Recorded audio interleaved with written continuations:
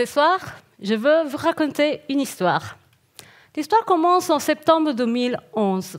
Je suis à Milano, sur la Piazza Duomo, avec mon copain Endo Spritz, quand je reçois une email avec cette image.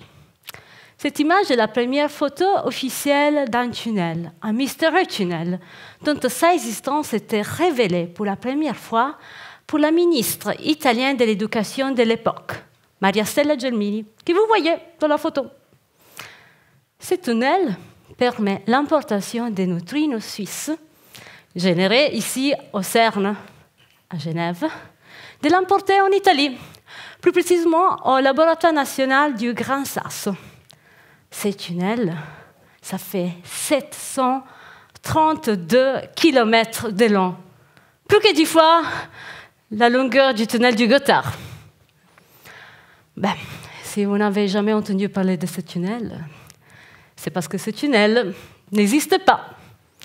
Et cette image a été créée par des internautes, des gens comme vous et moi, pour se moquer de la ministre, qui avait monté une excessive confiance dans ses connaissances scientifiques et d'ingénierie. Ce type d'images sont appelées dans le monde Internet mèmes. Ce sont des images virales qui se répandent très rapidement et sont souvent en contenu ironique avec un texte court. Le nom vient du grec, mimena, imitation. En fait, on dit que la modalité avec laquelle ces images se répandent sur Internet pour clonage, mutation ou imitation. Donc, on trouve des mèmes sur n'importe quel sujet, des sujets politiques, mais aussi sur d'autres choses. Et en fait, la plupart des mèmes, ça représente complètement autre chose. Et là, je vais vous montrer un exemple de mème avec un sujet un peu plus classique que tous les gens sur Internet adorent. Des chatons.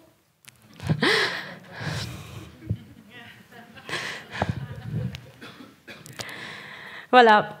Le mème du tunnel que je vais montrer, c'était le premier mème que j'ai vu des sujets politiques.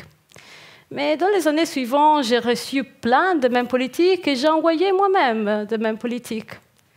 Mais un jour, après ce temps, j'ai reçu une image, un mème un peu différent que tous les autres mèmes. Là, c'est septembre 2018. Cette fois-ci, j'étais à Genève, en place du Rhône, toujours avec mon copain et toujours de Spritz. On est des passionnés. Et sur mon WhatsApp, j'ai reçu cette image directement du compte Twitter du ministre de l'Intérieur italien, Matteo Salvini. Ne vous inquiétez pas, je vous donne la traduction. En fait, il y a une enquête parce que son parti est soupçonné d'une fraude grave de 49 millions d'euros à l'État italien. C'est une chose importante, mais les ministres ne sont pas se faire trop de soucis. En fait, il dit sur Twitter, j'ai reçu une enveloppe fermée au ministère par le tribunal de Palerme. De quelle enquête je suis l'objet aujourd'hui? Qu'est-ce que vous dites? On l'aura ensemble. Quand j'ai reçu ce mème, j'ai remarqué que c'était un peu différent du mème que j'avais reçu il y a 7 ans. Je vous les montre ensemble. Peut-être qu'on arrive à voir la différence ensemble. En fait, le mème du tunnel, c'était un mème créé par des gens comme nous pour se moquer de la ministre. Mais l'autre mème, le mème de l'enveloppe, là, c'était créé par les ministres. Et pas pour se moquer de quelqu'un, bien sûr, mais pour se faire de la propagande. Alors moi, pour des formations professionnelles, j'adore me créer des problèmes en me posant des questions. Alors j'ai commencé à me demander, mais comment un outil utilisé par les internautes, les gens qui vont sur Internet, est devenu utilisé en fait pour faire de la satire, est devenu un instrument utilisé par les politiciens même, qui en général doivent être les victimes de ce type d'image. Pratiquement, comment les politiciens sont entrés dans le monde des mèmes. J'ai commencé à penser à toutes les choses qui sont changées dans ces temps. Bon, on a que le tunnel du Gothard était terminé. Après, mon copain n'est plus blanc. Et voilà, quand je cherche d'espionner mes amis sur les réseaux sociaux, c'est devenu très difficile, parce que je suis bombardée par les déclarations des politiciens. Ils nous passent le temps à nous raconter leur vie et ce qu'ils font. Donc, ils nous parlent de leurs engagements institutionnels, de leurs projets politiques. Aussi, par exemple, de combien d'épisodes de Peppa Pig leurs enfants ont regardé la nuit précédente.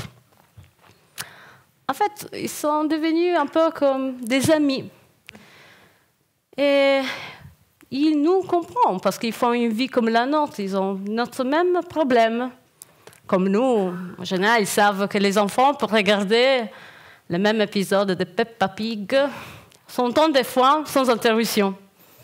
En fait, on les sent très proches et on n'est plus intimidé de leur poser des questions et leur de nous répondre directement. Ça, c'est une chose magnifique, en fait. C'est une révolution. On peut parler directement aux politiciens. C'est une chose impossible à imaginer il y a 10 ans.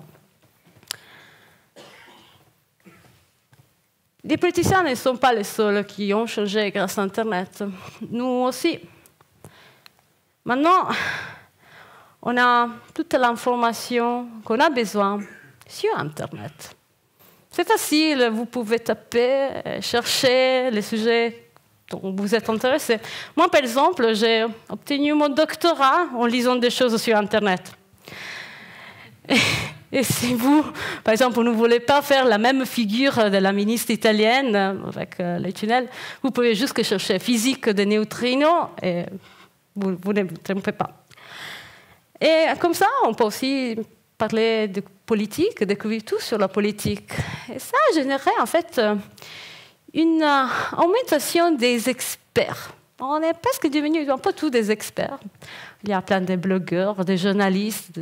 Et c'est un peu devenu difficile de reconnaître un vrai expert. On est un peu laissés seuls dans ce côté-là. Une autre chose que Internet a changé, c'est la mémoire. Dans le monde d'Internet, tout est éphémère. Un scandale, maintenant, ça dure combien?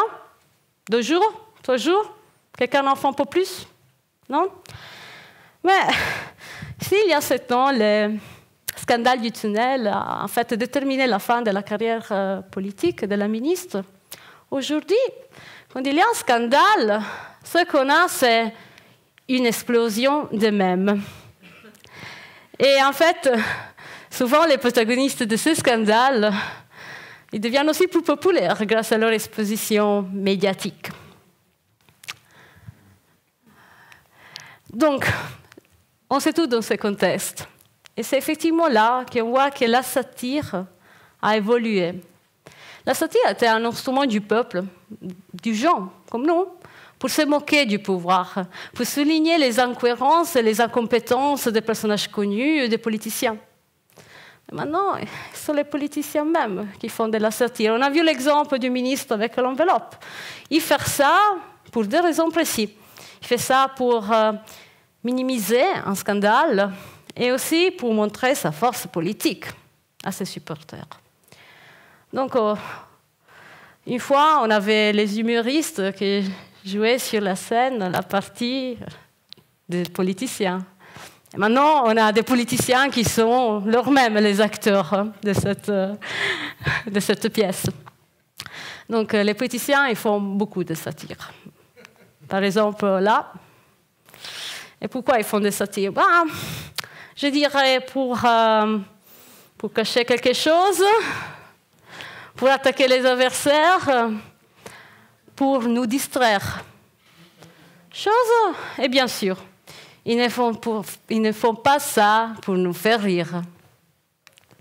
Donc, ce que je vous montrais jusqu'à maintenant sont des mèmes utilisés par la politique et par les gens qui se moquent de la politique. Donc, mais les politiciens ne sont pas les seuls qui ont commencé à utiliser les mèmes, que c'est effectivement un vrai moyen de communication.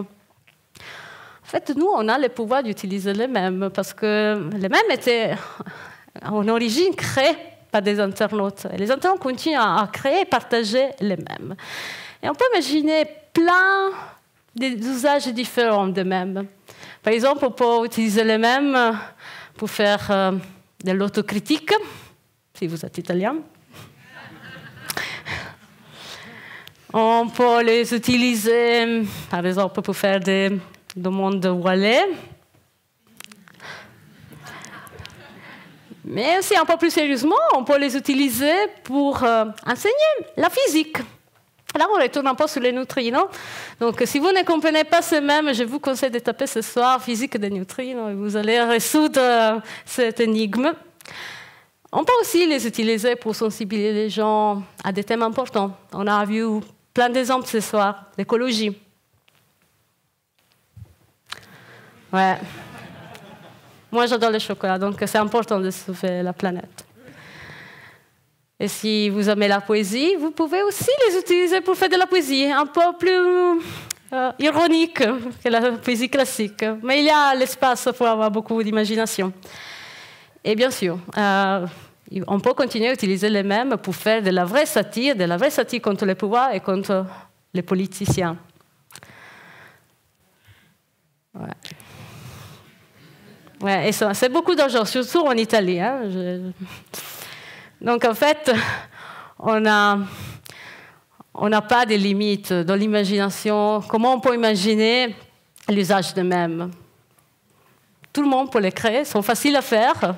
Il faut être juste qu'on peut trouver un peu côté ironique. En fait, la seule limite, c'est votre imagination.